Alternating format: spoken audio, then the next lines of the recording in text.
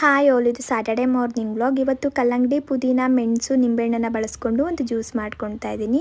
ಹಾಗೆ ಇವತ್ತಿನ ತಿಂಡಿಗೆ ಮೆಂತ್ಯ ಸೊಪ್ಪನ್ನ ಫ್ರೈ ಮಾಡಿಕೊಂಡು ಚಪಾತಿ ಹಿಟ್ಟಿಗೆ ಮಿಕ್ಸ್ ಮಾಡಿ ಚಪಾತಿ ಥರ ಮಾಡ್ಕೊಂಡಿದ್ದೆ.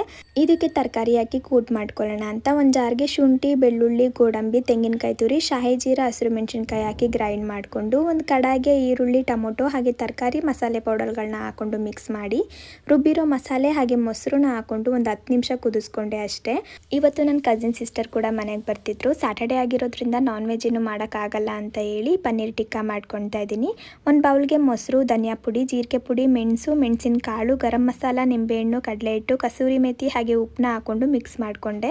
ಈ ಮಸಾಲೆಗೆ ಕ್ಯಾಪ್ಸಿಕಮ್, ಆನಿಯನ್, ಪನ್ನೀರ್ನ ಕಟ್ ಮಾಡಿ ಹಾಕೊಂಡು ಮ್ಯಾರಿನೇಟ್ ಮಾಡಿ ಒಂದು 1/2 ಅವರ್ ಎತ್ತಿಟ್ಟಿದ್ದೆ. ತವಾಗೆ ಸ್ವಲ್ಪ ಎಣ್ಣೆ ಹಾಕಿ ಎರಡೂ ಕಡೆ ಒಂದು 10 ನಿಮಿಷ ಫ್ರೈ ಮಾಡಿಕೊಂಡೆ ಅಷ್ಟೇ. ಬೇಗನೆ ಆಗೋಗ್ಬಿಡುತ್ತೆ. ಹಾಗೆ ನನಗೆ ಇವತ್ತು ಗ್ರೀನ್ ಆ್ಯಪಲ್ನ ಹಾಕೊಂಡು ಒಂದು ಸ್ಮೂದಿ ಮಾಡ್ಕೊಂಡಿದ್ದೆ. ಇವತ್ತಿನ ವಿಡಿಯೋ ಇಷ್ಟ ಆಗಿದ್ರೆ ಲೈಕ್ ಮಾಡಿ.